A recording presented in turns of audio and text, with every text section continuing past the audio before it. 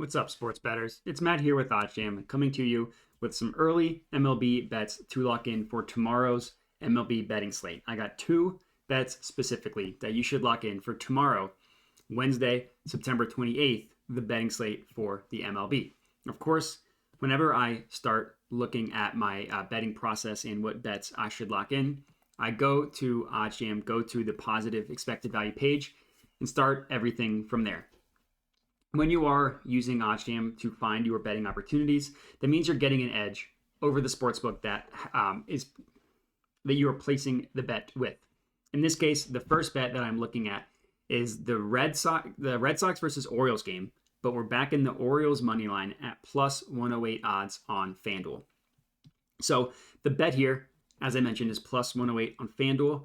The no vig line, which you see in this column here, prices this at about plus 107.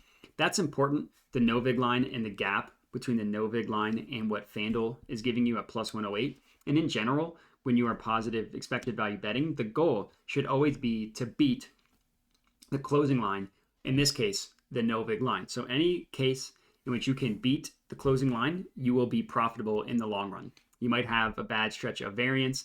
That's always going to happen. But over the course of time, if you are placing enough bets, if you're consistently beating the closing line, you'll be profitable. It's as simple as that.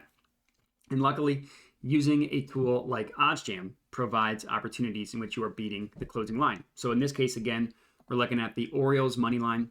This is going to be a half unit play. So let me go ahead and lock this one in on FanDuel. Orioles money line, $50 at plus 108 odds.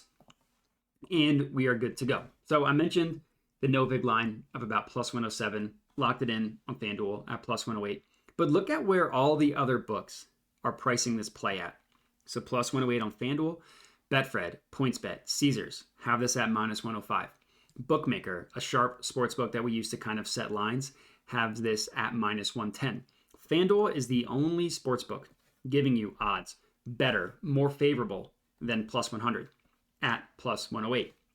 So when you are sports betting, if you're consistently taking advantage not only of opportunities like this, where you're beating the closing line, but also where you're betting on a true outlier compared to all of the other sports books. That's another way to make sure that you are profitable in the long run. The most likely scenario, just from looking at this play, is that the odds should be priced around minus 105, plus 100, something like that. That's what the odds should truly be priced at, just from looking at the betting landscape and the betting market. But FanDuel is giving you that at plus 108, showing you that there is a value on FanDuel. So let me add this one to my bet tracker. Just click the plus button, enter the amount, click save. Tracking your bets is incredibly important to understanding kind of where you're at and important to be profitable in the long run. You need to know whether you are profitable or not. In order to do that, you need to be tracking your bets.